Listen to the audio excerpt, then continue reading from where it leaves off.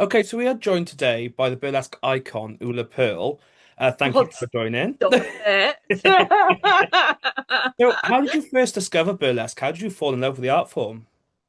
I knew a little bit about burlesque. There's a fantastic artist called Miss Betty Blue Eyes, who I've known for a really long time. So I was aware of her. In fact, she came and performed at my 40th birthday party, and I thought she was just amazing. But then it wasn't until a couple of years later that I decided to go to the classes. Hmm. That's how I got into it, just as a hobby, really, just to get my confidence back a little bit after having a baby Hmm. and yeah, I was actually I walked into class the first day in a boot. I had to wear this walk-in boot for over a year because I had like mobility problems. So yeah, I'm sure everybody was like, well, what is she doing in here? And how did it go from then, sort of just doing a dance class to then, becoming a staple of the Cardiff burlesque scene? Um, the kind of moving more into the professional thing happened after lockdown. I Okay. mean, I loved it before. During lockdown, like we all did, it was like a bit of a chance to pursue your passions because there wasn't anything else to do. So yeah, there was a lot of reading and looking at things online. And with my husband's support, we went, right, just go for it. Just have a year, see what happens. Hmm. Just kind of go for it. Um, and yeah, and here we are. So, how did the name Oola Pearl get introduced? How did that come to be? That had nothing to do with me. We were at a friend's birthday party. I'd Mhm. not long started with the troupe, and they were sort of going, "Oh, you need a name, you need a name." Many, many drinks later, I was christened Oola Pearl by the table. I think they came up with Pearl quite quickly. I Mhm. can't really remember why. And then at some point it was Ooh La La Pearl, but once you've had a few drinks, that gets quite hard to Yeah. say. So then it was just Ooh La Pearl. Wow, amazing. And I recently realized that I saw you for the first time at Cowboys Comedy. Um, Oh so what was no. it like taking part in that event? Because obviously I didn't know how big of a star you were at that point. Oh God, thank you for saying that. I'm not sure I agree with that. But yeah, that was quite an interesting one, being the only burlesque Mhm. artist on a sort of comedy lineup. So yeah, that was quite an interesting experience. Yeah, what was it like then getting that call to say, "Can you join us on our comedy night?"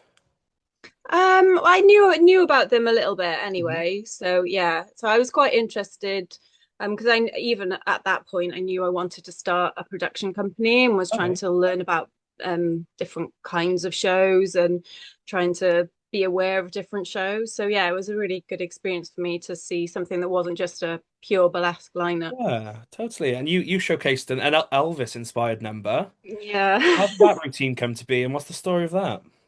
That was meant to be a very classic showgirl Mhm. number. You know, I was like, I think it's time I had a sparkly outfit kind of vibe that we all eventually get to when we Mhm. do burlesque. So yeah, I worked on that over lockdown, and it was supposed to be just quite a sexy classic Mhm. showgirl number. But then I just ooled all over it basically, and it's become like this like comedy knockabout routine and one of my Yeah. most booked acts now. So yeah. So you say "ooled" as if it's a verb. What does that mean? That's what my husband says. He's like, "Oh, just ooled all over it." It's just like a total inability to take myself seriously. I Hmm. think that's what it is, Rhys. To find to find the funny, to find Hmm. the joy. Yeah, I'm much more comfortable in that. Having a bit of fun, poking a bit of fun at myself, poking fun at certain aspects maybe the audience will see in themselves as well. Hmm. So Oh. that's my kind of happy place. Hmm. So you mentioned a production company, so Quill and Pearl, that you have Mm. now started. So Mhm. what is that about? Well, my husband, who is my business partner as well, is a writer. Mhm. We've both performed all our lives. I got my first paying gig as a performer when I was 10. Wow. I've also been a programs manager, an event organizer, a charity organizer. And my husband's sort of a bit the same. He's worked in arts marketing, he's been a performer, he's a poet, he's a writer. So it just sort of came about a little bit pay it forward in a Okay. way that we both realize we're really, really lucky to have Hmm. made a living in the arts because Hmm. it's really It's very hard. hard. Yeah. So so a little bit of it was feeling a little bit, we've been so lucky and we want to give other people Hmm. that opportunity. So we wanted to make opportunities for people. A little bit of it was we kind of wanted to work together. We've worked together ad hoc on things over the years, so we thought it'd be nice to actually Hmm. have a project together. Um, and part of it, is, if I'm honest, is I'm getting on a bit now, and all the traveling was blooming killing me. So I was like, let's just make more stuff to happen nearby. That's only a little bit, only a Only a little little. bit. Yeah. So what can we expect from Quill and Pearl? So what's the sort of aim of the company? It's to provide opportunities for people at all stages of Hmm. their career, basically. So you came to our first the Pearl Review. Thank you. I hope you had fun. So that it was is kind of our all stars, fully professional Okay. show. So that is a chance for us to bring people into Wales that so Hmm. people in Wales might have not seen before, and obviously giving work to professionals because it's tough out there. Hmm. Um, then we've got a burlesque show that we're going to do that is really aimed at emerging artists. So not beginners necessarily, but people who are really putting the work in, Hmm. really get into a really good standard. So it's a chance to really platform them and celebrate their Yeah. achievements and give them a really amazing a space to perform in.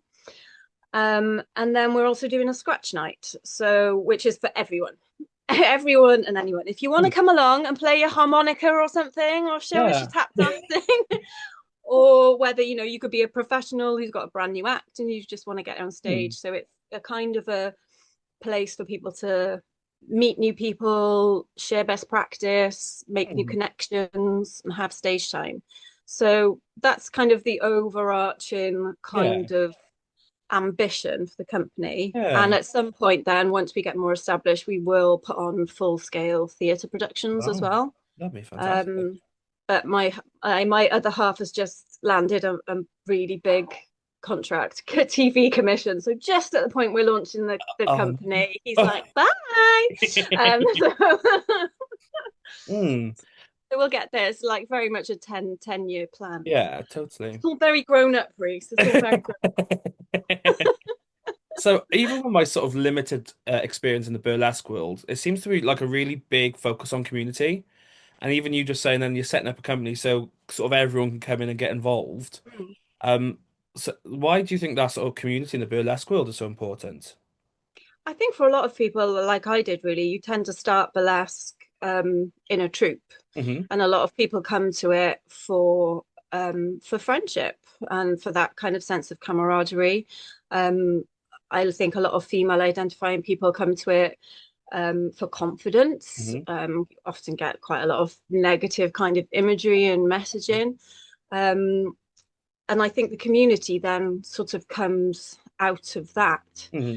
Because I think burlesque is a lot of things to a lot of people. Obviously, to some people, burlesque is just a work industry. It's Hmm. an a genre of Yeah. entertainment industry, and then you have this other kind of community Mm. burlesque. But it has just such lovely overlaps then with different hobbies, whether that's people who like doing circus or singing or whatever, and a lot of the professionalism grows out of that Yeah. then. So it's Oh, yeah. totally. So obviously you did mention the Pearl Review, which I attended and absolutely loved. It was Oh, fantastic. good. So that is your sort of, is that the first showcase? Is that the one and done, or will that be a regular thing? Yeah, that'll be a regular thing. Okay. So when we're back at the WMC in November, Mhm. it'll be sort of different cast every time. Yeah. It's one of those kind of pick mix shows. And then we're in Hay on Wye with it. Wow. We're starting a regular version of it at a town local to us in Dinas Powys Oh, regularly. And we eventually, the plan with that is that it will go sort of regularly on a circuit around Wales. So fantastic. taking it to communities that wouldn't normally have access to Yeah. that kind of show, Oh. sharing the sparkly joy. So obviously you talked about it being sort of the All Stars Mhm. opening, the first event of Quill and Pearl. How did you select the performers? Because there was a wide array of entertainment that evening. Yeah, oh my God. that is so hard. Like even casting all the other shows Mm. now, there are just so many people that I adore. And I feel like Christmas, I'm like that, who shall I have? Who shall I have? Like, so for that, for the first one, the important thing, as you saw, you wanted that like Mhm. range of people. So it'll never be all burlesque, but there will always be some Yeah, burlesque. And I knew I really wanted Max because yeah, I've got a yeah. bit obsessed with Max because she's just amazing. He is Like, how brilliant. can you be so young and so talented? It's crazy. Um, and the other people, as well as being spectacular performers that Mm. I've met and worked with before, I knew they were lovely people, which counts for a lot, doesn't Yes, it? Whenever totally. you work in that kind of show. Mm. One of my favorites was the Sisters Dare. Their magic. Obviously, I know you've probably seen this in rehearsals or maybe have seen the performance before. Mm, But it was just mind blowing. Like, I know they're incredible, aren't they? And the two of the nicest people you could meet as well. Like you want to hate them because they're so talented and they're just so ridiculously nice as well. but they did this routine where they were sort of tied in a box and then switched from inside the box to outside the box and switched bodies essentially, which was just Yeah. incredible. I don't, I, I've seen that act so many times, and I'm still like, "How do you do it? How do you do it?" I'm like, right there, and I still can't work it out. and you also included a bit of belly dancing as well, Yeah. which is fantastic. So, why was that important to you? So, belly dancing in particular, why did you think that needed a space on your card? Um, I again knew about Sophia Hmm. a little bit. Was that I've never actually worked with her. And I've always Oh. wanted to. So again, it's that like I'm the boss. I I can can, have so I whoever will. I like. Um, and representation Yes, is totally. incredibly important to us as Hmm. a company. So we want all types of people to see themselves on our stages. Hmm. And I think it's just such a fascinating art form. And Honestly. I know Sophia is really passionate and really studied in it. So I really Hmm. wanted to sort of celebrate somebody so amazing with that talent, really. Yeah, fantastic. So you had a place on the card as well, showcasing your incredible cauliflower routine. So how did that come to be, and where did that come from? Oh God. Yeah, I still don't know what to think about this act. So I'm a keen environmentalist as Okay. well, a nature conservationist. I grow a lot of my own food. I Ah. freely admit it's slightly obsessive. Everyone glazes over when I start talking to them about it. So I knew I wanted to do Hmm. some sort of vegetable act. How it turned into that, your guess is as good as mine. I don't know. I'm blaming menopause. I don't know. So because obviously in the routine you come out as a winning cauliflower. Well, Um, yeah, the winner of the Jiggly Bottom Village Fete. Thank you very oh, much. Yes. my apologies, Yeah. obviously. Yeah. And start singing a rendition of Cauliflower's Fluffy, Yeah. The classic. The obviously. banger. Yeah. And everyone has said the same thing, like what a great childhood sort of anthem that we all kind of did in school, which is, fantastic. Then we had a bit of burlesque, we had a bit of puppetry, we had a bit of lip syncing. Did all those sort of multi-disciplines add pressure to you as the performer? Oh yeah, 100%. I like do really like making things hard for myself. Um, I kind of feel as burlesque has developed, I feel like a lot of my acts now are becoming burlesque adjacent. It's sort of like clowning, drag, Hmm. puppetry, burlesque adjacent. You get boobs at the end, but how you get there isn't like any way that should probably be Hmm. normal. What was really And clever though, oh sorry, were you no, gonna? no, go ahead. Oh, I thought it was really clever. Obviously, you had your worm, who I believe has a name. Yeah, Lionel is the Lionel. slug. Yeah, Yes, yeah. Slug. Sorry. Yeah. And he helped you with the burlesque reveals. Mm. So did that idea just come about, or was that how did that Yeah, come? when you say help, yeah. Um,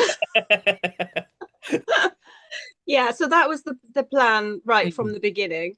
So I had the story very clearly developed. Again, this is having a writer as a husband. It was storyboarded. The whole thing was planned out. Well, this poor puppet maker, he's this fantastic guy called Basil, who lives in Barry. Fop Doodles, go follow. Oh, amazing. Um, I had never been to a cabaret show before. I'd Okay. never seen burlesque before, and then he gets With me you. meeting him going, so I want this slug to take my clothes off, right? And he's just kind of like, so we had to have long conversations about the mouth of the puppet. Hmm. There was just so many kind of engineering aspects to the whole act that I Yeah. hadn't considered when I was storyboarding it. But fair play to everybody, all the pros who Hmm. helped me on it. They like just ran with it and we worked it out. And the end of the routine, as you said, did include boobs. Yes. But Well, obviously. you had slug pasties. So I made those. you made them yourself. Actually did. I did. Because I tell I'm a huge team worked with me on that, and that was my contribution. Thank you for noticing, babes. Yeah, it's all right. But that was nice that it all tied together. I thought that was really it helped with that sort of following the story that you had, Yeah. and then you were, I want to say, in love with the slug. Um, Yeah, well, don't this all makes sense in my head, but you might have noticed all the music, it's like all different genres of films. hmm So there was like the action movie, the underdog story, the horror, the medical stuff, and then Yeah. you have like the love, the incredible love story at the end, just like ruining my outfit. We fall madly in love and then have little babies. Of course. What else would you expect from a burlesque routine? So we are coming to the end of my questions, but I do have a couple more. So where can people stay up to date with you and Quill and Pearl? Um, I have two websites Okay. because make life difficult for myself. So yeah, they can look on oolapearl.com. hmm Quillandpearl.com have details of all of our shows hmm and links to all the tickets and stuff. And then the usual socials hmm for the young people that I don't really understand it all, but I pretend I do. I will say as well, though, you did have a fantastic sort of media team at the Millennium. So I imagine I the know. content that's coming is going to be insane. I know. It was almost like we knew what we were doing that night, which we didn't. So obviously now's the time to sort of promote the things you have coming up. I know you've mentioned the upcoming Quill and Pearl shows, but where else can we see? Where will we see you? Where can we find you? I'm at Vintage for Victory this Mhm. weekend. On my website, there are details of shows that I can totally remember and just choosing not to say. Um, so yeah, I do have quite a few gigs across the country, but our next big one is the Pearl Slipper Burlesque in September, which is at Newport Riverfront, and we absolutely love that venue. It's a And fantastic place. yeah, and it's Llewellyn Wow. and Lily are going to be in that show, so I'm absolutely thrilled and honoured they'll be there with us. Mm. So yeah, it's going to be a busy 18 months, I think. Yeah, I can imagine. But on top of all that, though, you've also started this cabaret bingo. You're one of the contributors. Yeah, So I know we are coming to the end, but what is cabaret bingo?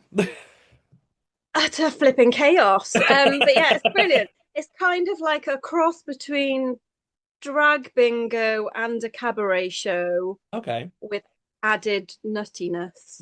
Oh, it's amazing. We did a trial of it and it was brilliant. Hmm. So I think the next one's in Penarth Pier Pavilion in Oh, wow. November, and Lily Delfleur will have details of that on her website, and I've got it on my website and socials as well. Come along, it's utterly flipping nuts. It's amazing. It's the best fun. Fantastic. So my final question is, what advice do you have for young creatives looking to get into the industry? Do it. Just do it. Don't give up. hmm Do it. Ask for help. Train. Train in things that you don't think are going to be helpful because hmm you never know when they are. If you're a serious, sexy performer, do a comedy class. If you're a comedian, take an art class.